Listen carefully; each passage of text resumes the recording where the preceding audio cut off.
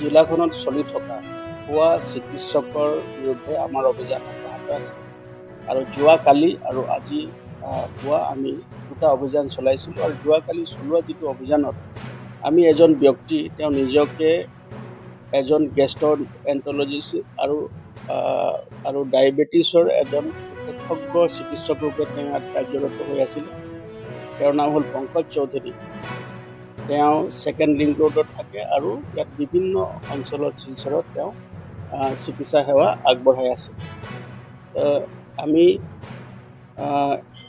ACMR Assam council of medical ৰেজিষ্ট্ৰেশ্যনৰ পৰা আমি পোৱা তথ্য আৰু তেওঁলোকৰ পৰা পোৱা এজাহাৰৰ ভিত্তিত আমি তেওঁৰ সকলো নথি পত্ৰসমূহ পৰীক্ষণ কৰোঁ আৰু পৰীক্ষণ কালত দেখা গ'ল যে সম্পূৰ্ণ তেওঁ ভুৱা ৰূপত তেওঁ চিকিৎসা আগবঢ়াই আছে। তেওঁ কোনো বৈধ ডকুমেণ্ট বা তেওঁ MBBS বা অন্য কোনো ডিগ্ৰীধাৰী নহয়।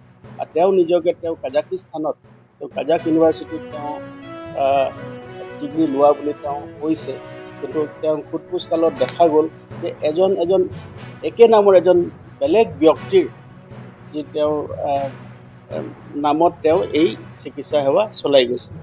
আৰু বেলেগ নামৰ যিজন ব্যক্তি আছিলে তেওঁৰ ৰেজিষ্ট্ৰেশ্যন নম্বৰ হ'ল একেই, গতিকে তেওঁ সেই নামত তেওঁ এজন বৈধ চিকিৎসক তেওঁ আছে গোণ্ডা উত্তৰ প্ৰদেশত। তেওঁৰ নাম লৈ তেওঁ নিজৰ নাম বুলি কৰি ইয়াত তেওঁ ভুৱা চিকিৎসা চলাই আছিলে। তেওঁ বৰ্তমানলৈকে যি আমি পৰীক্ষা কৰিছোঁ তাত দেখা গৈছে যে তেওঁৰ 3টাকৈ পান কাৰ্ড আমি পাইছোঁ আৰু 3টা পান কাৰ্ডত প্ৰতিটোতে তেওঁ পিতৃৰ নাম বেলেগ বেলেগ।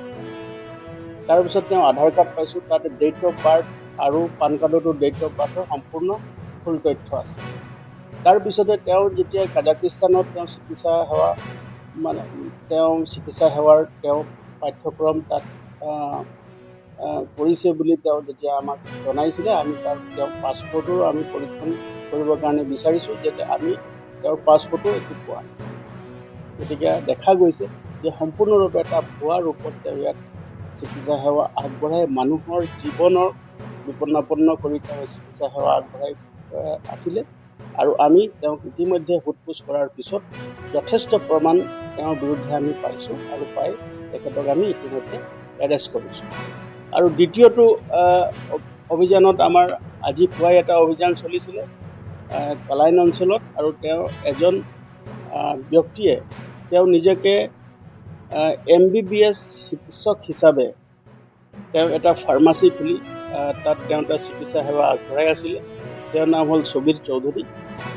আৰু আমি দেখা গ'ল তেওঁক পৰীক্ষণ কালত দেখা গ'ল যে তেওঁৰ কোনো বৈধ ডকুমেণ্ট বা তথ্য নাই, তেওঁ কোনো চাৰ্টিফিকেট নাই, তেওঁ চিকিৎসা বিজ্ঞানৰ কোনো ডিগ্ৰীধাৰী তেওঁ নহয়। আৰু ভুৱা ৰূপত তেওঁ অশিক্ষিত কিছুমান লোক থাকে বা তেওঁলোকে এইবিলাক নাচায়, তেনেকুৱা লোকক আৰু জনা বুজা লোককো তেওঁলোকে আভুৱা ভৰি সেই অঞ্চলত চিকিৎসা সেৱা চলাই আছিলে।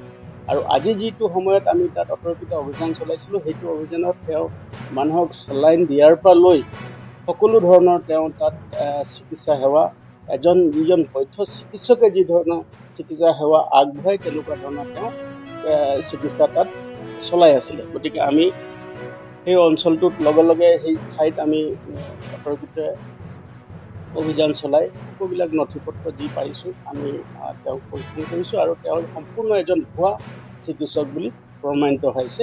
আৰু এই যি তেওঁৰ অভিযোগ আমি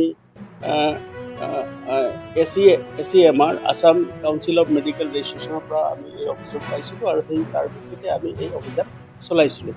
আৰু বৰ্তমানলৈকে আমাৰ এই অভিযান অব্যাহত আছে আৰু অধিক তথ্য পাতি আমি লাভ কৰিবৰ কাৰণে আমি চেষ্টা কৰি আছোঁ। এই মানুহজনৰ ঘৰ হ'ল চিন্দুৰা কালাইন অঞ্চলত, আৰু তেওঁ তাতে সেই নিজৰ অঞ্চলতে আভুৱা ভৰি বহুতো লোকক সৰ্বশান্ত কৰি এই ধৰণৰ তেওঁ এটা ভুৱা চিকিৎসা তেওঁ চলাই আছিলে। আৰু বৰ্তমানলৈকে আমি এই অভিযান অব্যাহত ৰাখিছোঁ আৰু অধিক তথ্য লাভ কৰিছোঁ। জিলাখনত যিসকলে বিভিন্ন অঞ্চলত সাধাৰণ লোকক সৰ্বশান্ত কৰি ভুৱা চিকিৎসা আগবঢ়াই ধন ঘটাৰ যি অবৈধ এটা প্ৰৱণতা চলিছে, তেওঁলোকৰ বিৰুদ্ধে আমি কঠোৰ হৈছোঁ আৰু তেওঁলোকৰ বিৰুদ্ধে কঠোৰতম আইনগত ব্যৱস্থা ল'বৰ কাৰণে আমি তৎপৰ হৈ আছোঁ।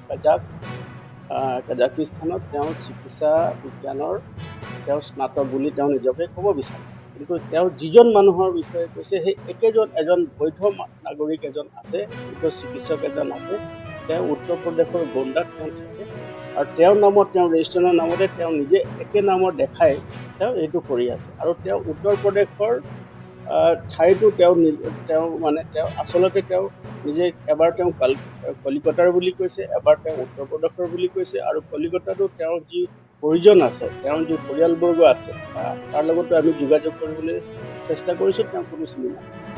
গতিকে এটা সম্পূৰ্ণ ভুৱা ৰূপত তেওঁ এটা চিকিৎসা সেৱাক তেওঁ খুব